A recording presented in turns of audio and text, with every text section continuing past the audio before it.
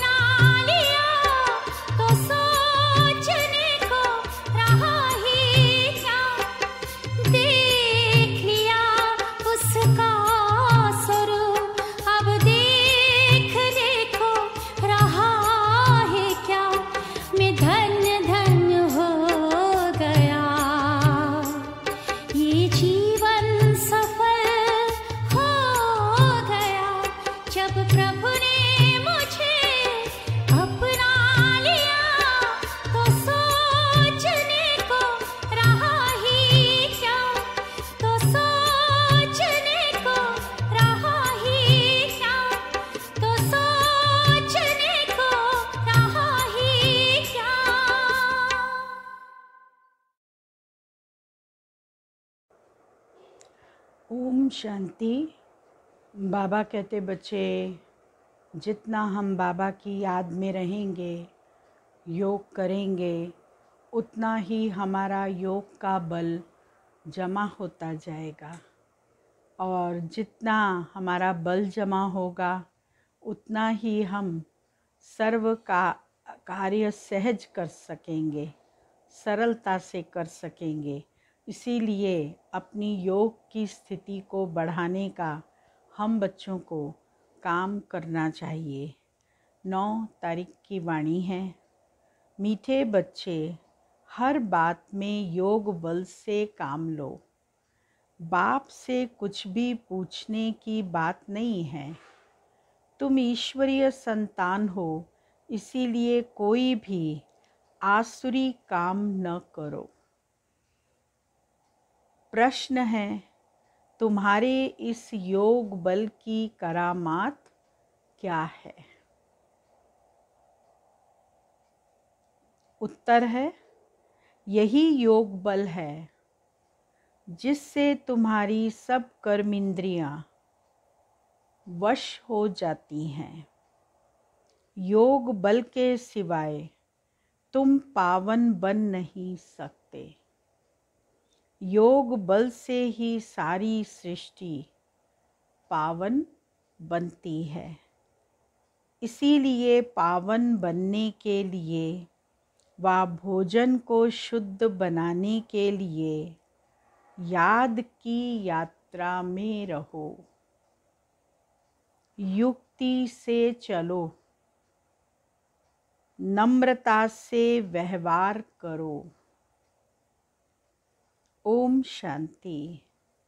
रूहानी बाप रूहानी बच्चों को समझाते हैं, दुनिया में किसको मालूम नहीं है कि रूहानी बाप आकर स्वर्ग की व नई दुनिया की स्थापना कैसे करते हैं। कोई भी नहीं जानते हैं। तुम बाप से कोई भी प्रकार की मांगनी नहीं कर सकते हो। बाप सब कुछ समझाते हैं, कुछ भी पूछने की दरकार नहीं रहती। सब कुछ आपे ही समझाते रहते हैं। बाप कहते हैं, मुझे कल्प कल्प इस भारत खंड में आकर क्या करना है। सो मैं जानता हूँ, तुम नहीं जानते। रोज रोज समझाते रहते हैं। कोई भल एक अक्षर भी न पूछे तो भी सब कुछ समझाते रहते हैं। कभी पूछते हैं, खान पान की तकलीफ होती है?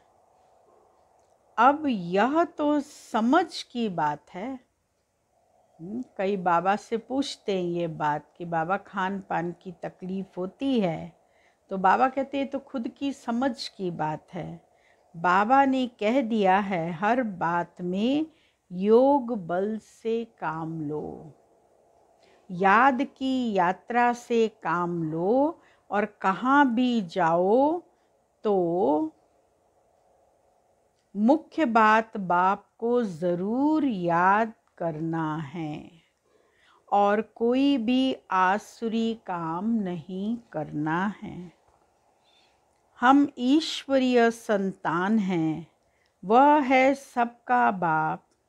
सबके लिए शिक्षा यह एक ही देंगे। बाप शिक्षा देते हैं, बच्चे स्वर्ग का मालिक बनना है। राजाई में भी पोजीशन तो होती है ना। हर एक के पुरुषार्थ अनुसार मर्तबा होता है। पुरुषार्थ बच्चों को करना है और प्रारब्ध भी बच्चों को पानी है। पुरुषार्थ कराने लिए बाप आते हैं। तुमको कुछ भी पता नहीं था कि बाप कब आएंगे, क्या आकर करेंगे, कहाँ ले जाएंगे। बाप ही आकर समझाते हैं।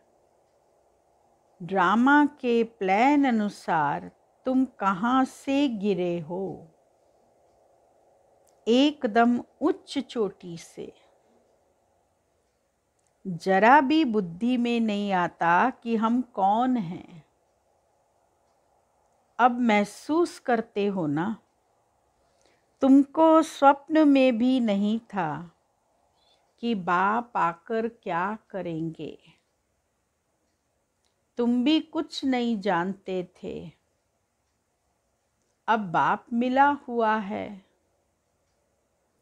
तो समझते हो ऐसे बाप के ऊपर तो न्यौछावर होना पड़े।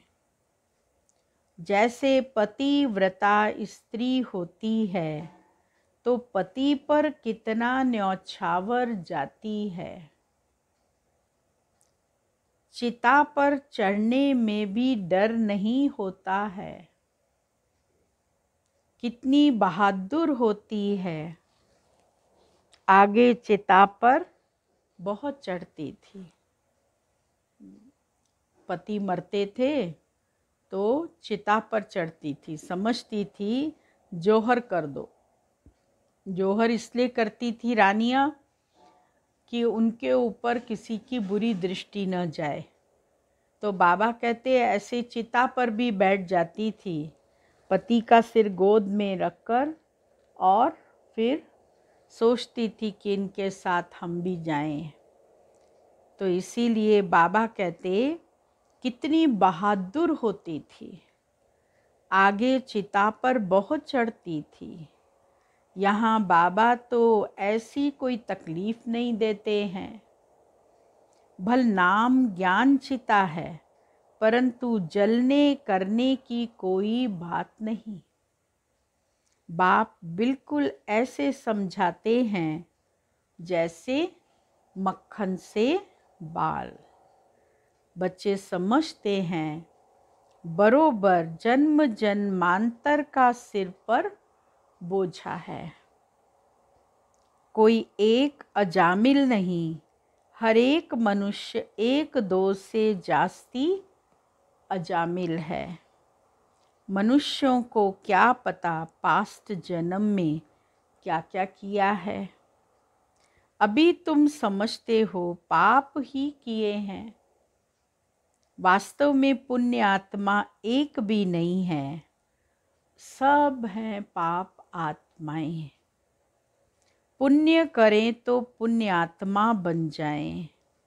पुण्य आत्माएं होती हैं सतयुग में।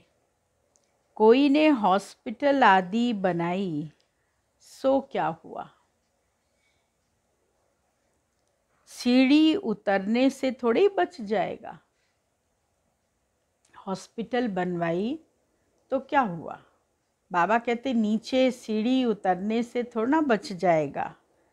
चढ़ती कला तो नहीं होती है ना, गिरते ही जाते हैं।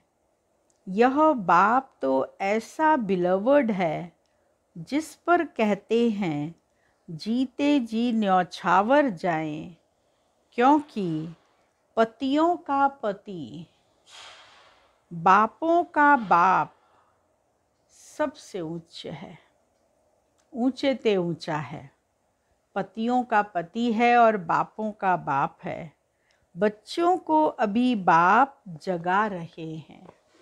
बाबा आकर के हम बच्चों को कुंभकर्ण की नींद से जगाने का कार्य कर रहे हैं। ऐसा बाबा जो स्वर्ग का मालिक बनाते हैं, कितना साधारण है। शुरू में बच्चियां जब बीमार पड़ती थी तो बाबा खुद उन्हों की सेवा करते थे। बच्ची बीमार पड़ती थी तो बाबा खुद उनको दवाई आदि देना, सिर दबाना, उनकी सेवा करते थे। अहंकार कुछ भी नहीं। बाप दादा ऊंच ते ऊंच है।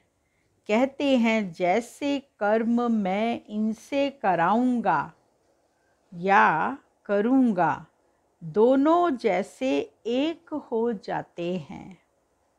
पता थोड़ी पड़ता है बाप क्या करते हैं, दादा क्या करते हैं।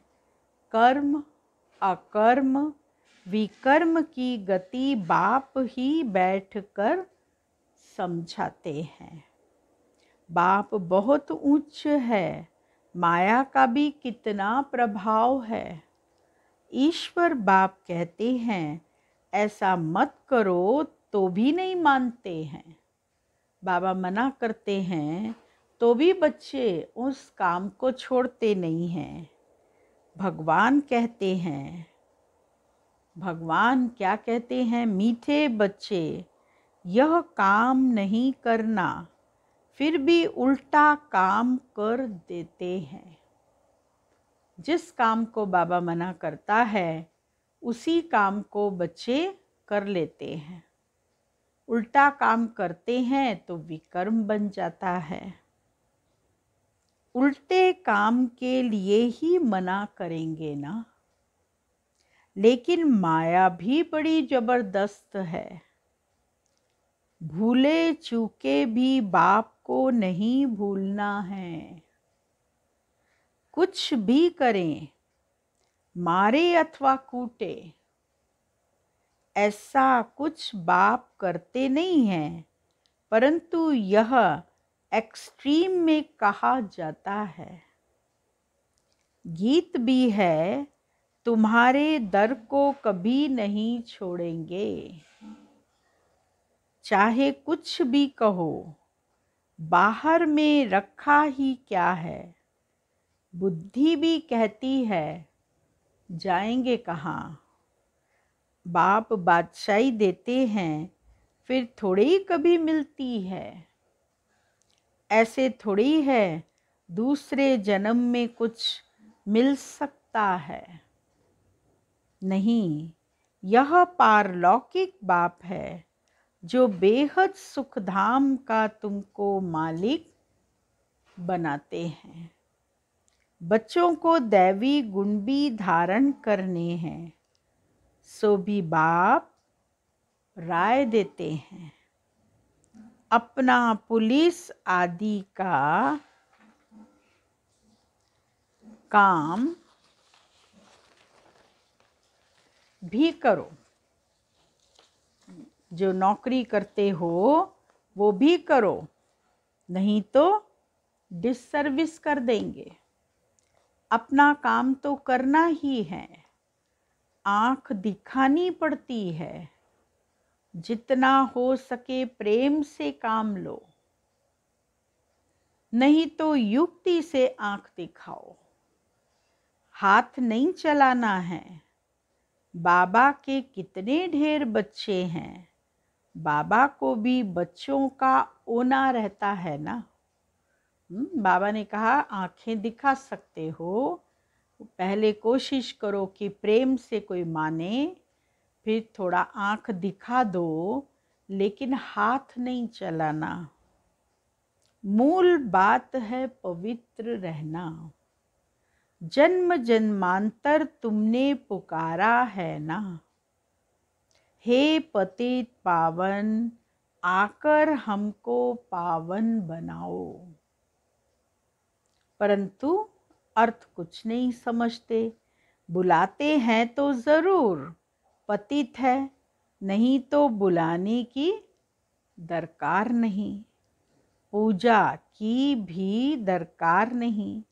बाप समझाते हैं, तुम अबलाओं पर कितने अत्याचार होते हैं, सहन करना ही है।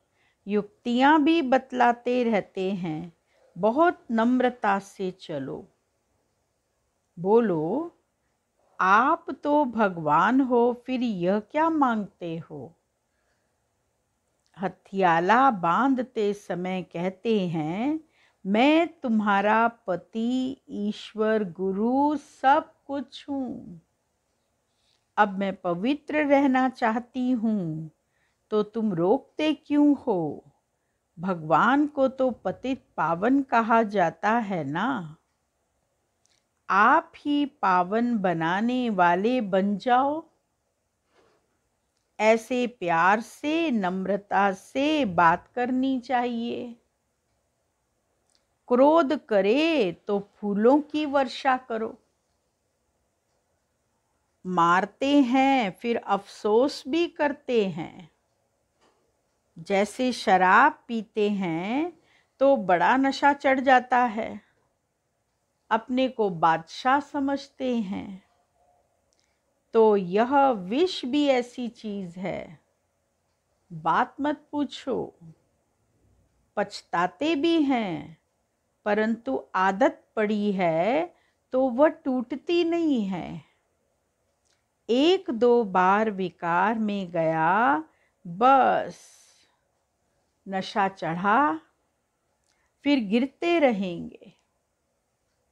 जैसे नशे की चीज़ें खुशी में लाती हैं, विकार भी ऐसे है। यहाँ फिर बड़ी मेहनत है। सिवाय योग बल के कोई भी कर्म इंद्रियों को वश नहीं कर सकते। योग बल की ही करामात है। तब तो नाम मशहूर है। बाहर से आते हैं यहाँ योग सीखने। शांति में बैठे रहेंगे, घर बार से दूर हो जाते हैं। वह तो है आधा कल्प के लिए आर्टिफिशियल शांति। किसको सच्ची शांति का मालूम ही नहीं। बाप कहते हैं, बच्चे तुम्हारा स्वधर्म ही है शांत। इस शरीर से तुम कर्म करते हो। जब तक शरीर धारण न करें तब तक आत्मा शांत रहती है। फिर कहाँ न कहाँ जाकर प्रवेश करती है। बाबा कहते, बच्चे तुम्हारा स्वधर्म है ही शांत। तुम इस शरीर के माध्यम से कर्म करते हो। जब तक शरीर, आत्मा जब शरीर छोड़ती है और जब तक शरीर धारण न करे तब तक आत्मा शांत रहती है। भिन्न भिन्न शरीर धारण करती है पार्ट बजाने के लिए और कहाँ न कहाँ जाकर प्रवेश करती है। तो जैसा शरीर मिलता है सूक्ष्म का, वैसे उसकी वृत्ति, वैसे उसके संकल्प और उसके कर्म हो जाते हैं। यहाँ तो फिर कोई कोई सूक्ष्म शरीर के धक्के खाती रहती हैं, कोई भटकती रहती हैं। उनको कोई तन नहीं मिलता है, कोई माध्यम नहीं मिलता है, तो यहाँ वहाँ भटकती रहती हैं। वह छाया के शरीर होते हैं। कोई दुख देने वाले होते हैं, कोई अच्छे होते हैं।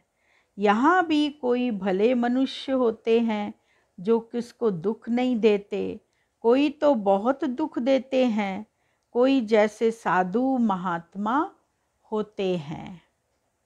बाप समझाते हैं, मीठे मीठे सिकिलदे बच्चों, तुम 5000 वर्ष के बाद फिर से आकर मिले हो।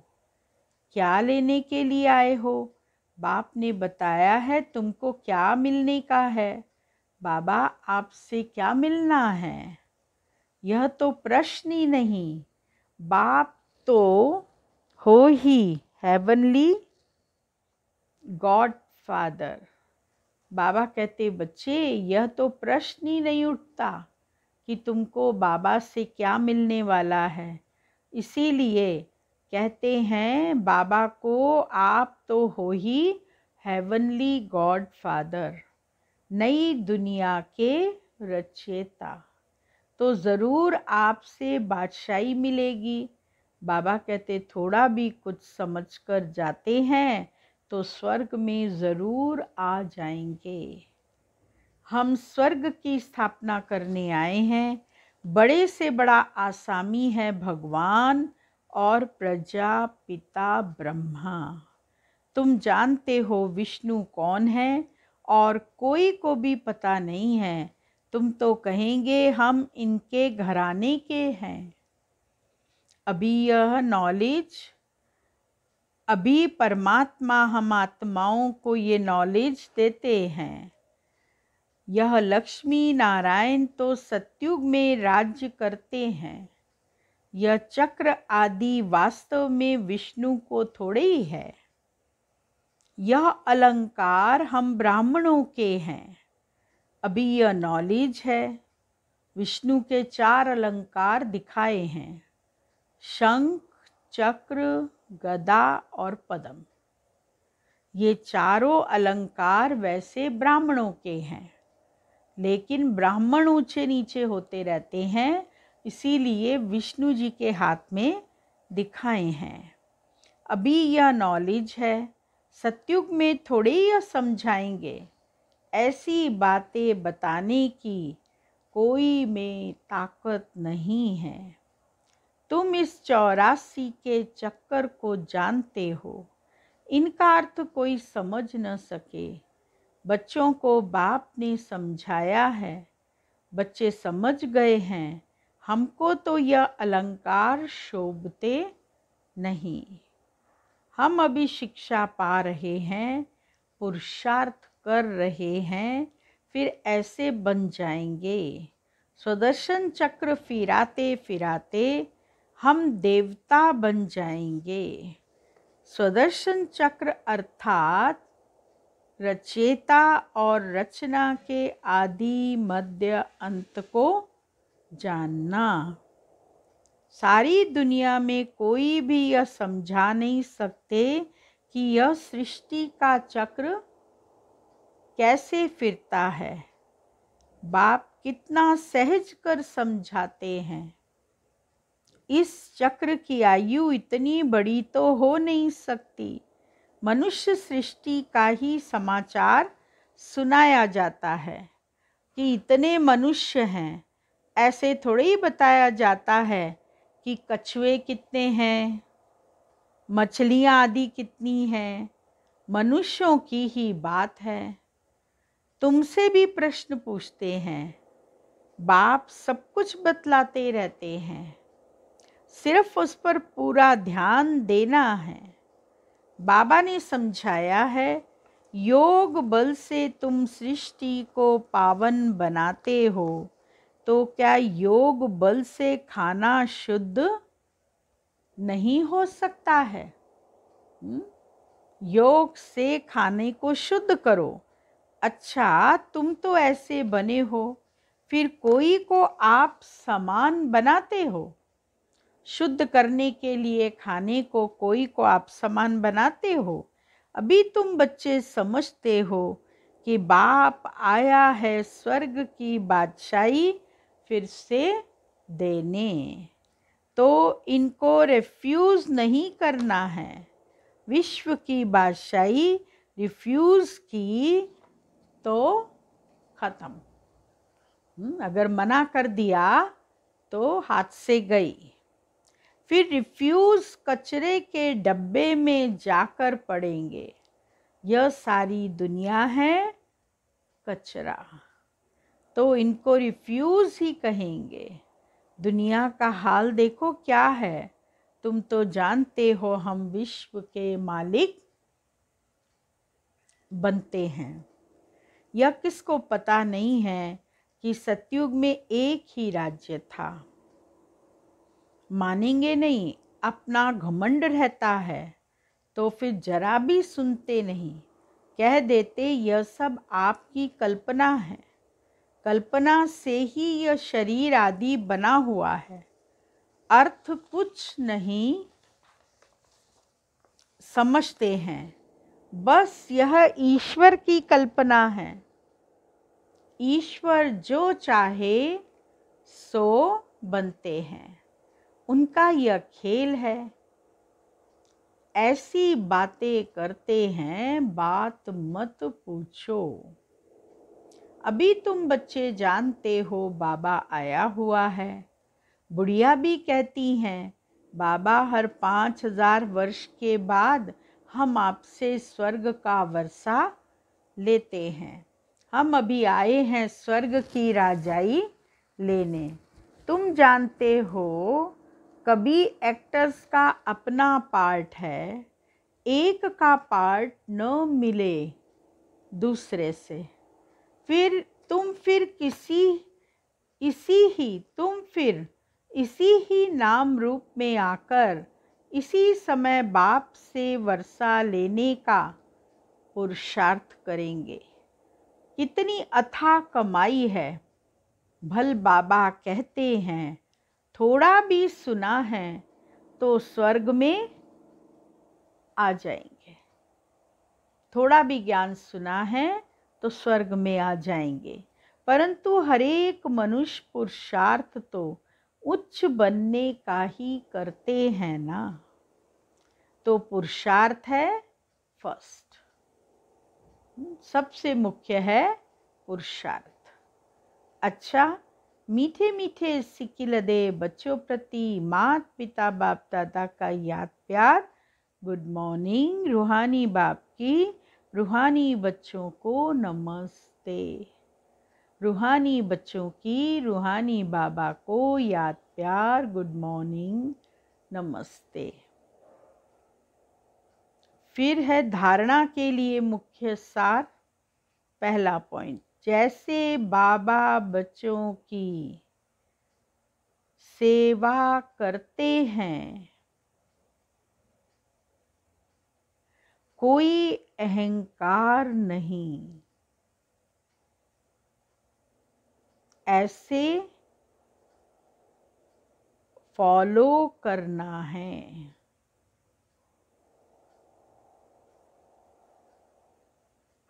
बाप की श्रीमत पर चलकर विश्व की बादशाही लेनी है।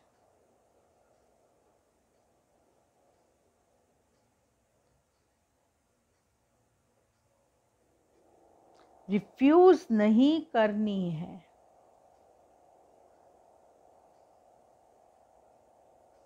दूसरा पॉइंट, बापों का बाप, पतियों का पति जो सबसे उच्च है, बिलवर्ड है, उस पर जीते जी न्यौछावर जाना है। ज्ञान चिता पर बैठना है। कभी भूले चूके भी बाप को भूल उल्टा काम नहीं करना है।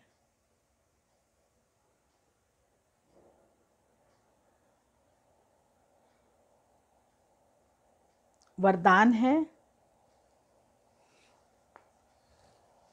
मास्टर ज्ञान सागर बन, ज्ञान की गहराई में जाने वाले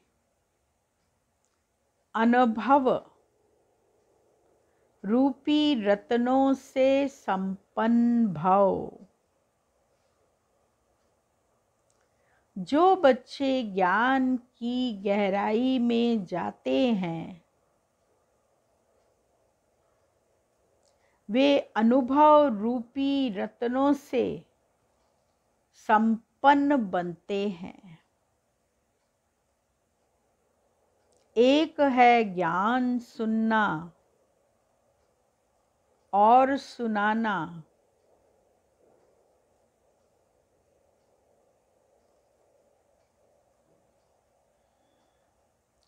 दूसरा है अनुभवी मूर्त बनना।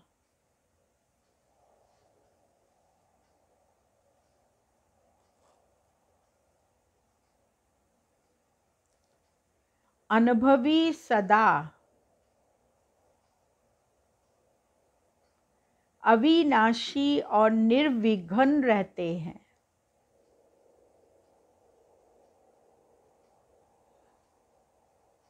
उन्हें कोई भी हिला नहीं सकता।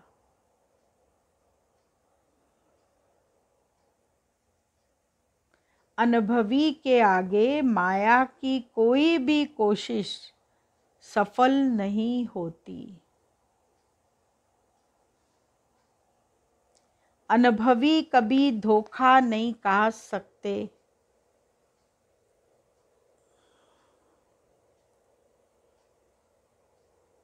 इसीलिए अनुभवों को बढ़ाते हुए हर गुण के अनुभवी मूर्त बनो।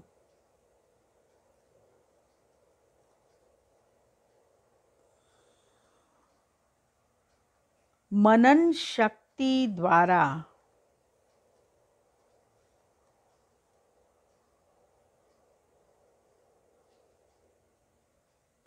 शुद्ध संकल्पों का स्टॉक जमा करो। स्लोगन,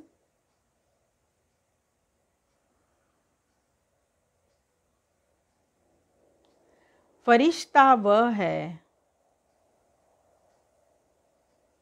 जो देह के सूक्ष्म अभिमान के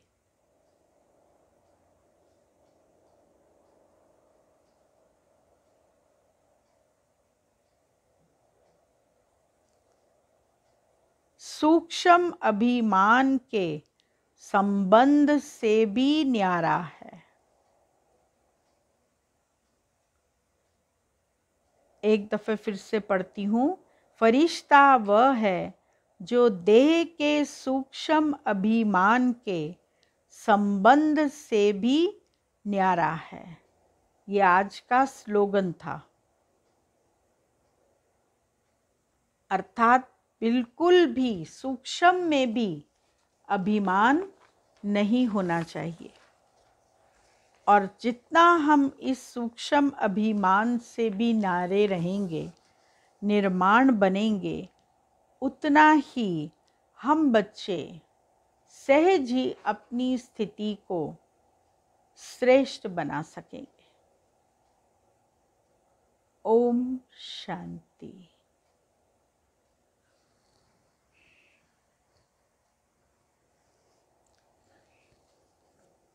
अभी हम शिक्षाएं सुन रहे थे, आज उनसे आगे की शिक्षाएं सुनेंगे।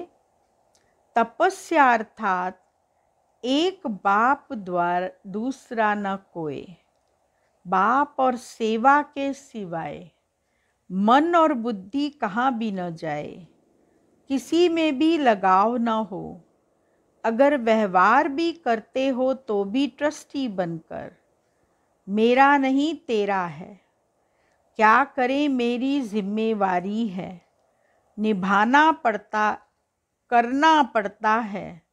तपस्वी आत्माओं के ये बोल नहीं, क्योंकि जहाँ मेरापन होगा वहाँ विकारों का मैलापन ज़रूर होगा, और तेरा कहा तो तैरते रहेंगे, डूबेंगे नहीं। तो तपस्या अर्थात मेरापन समाप्त, सब कुछ तेरा। तपस्या द्वारा सहज अनुभूति करनी है। माया कितना भी रंग दिखाए, लेकिन मैं मायापति हूँ। माया रचता है, मैं मास्टर रचेता हूँ। इस स्मृति से मनोरंजन समझकर माया का खेल देखना है, हार नहीं खानी है। साक्षी बनकर न्यारे होकर खेल देखने से ही तपस्या में आगे बढ़ सकेंगे। ओम शांति।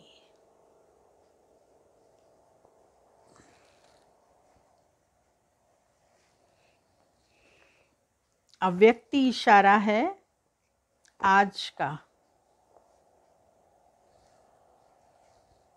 ब्रह्मा के साथ आप अनन्य ब्राह्मणों का भी जन्म हुआ, इसीलिए दिव्य जन्म की तिथि, वेला, रेखा ब्रह्मा की और शिव बाबा के अवतरण की एक ही होने के कारण शिव बाप और ब्रह्मा बच्चा परम आत्मा और महान आत्मा होते हुए भी ब्रह्मा बाप समान बना।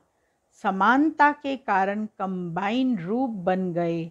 बाप दादा सदा इकट्ठे बोलते हो, अलग नहीं। ऐसे ही अनन्य ब्राह्मण बाप दादा के साथ साथ ब्रह्मा कुमार कुमारी के रूप में अवतरित हुए हैं। ओम शांति।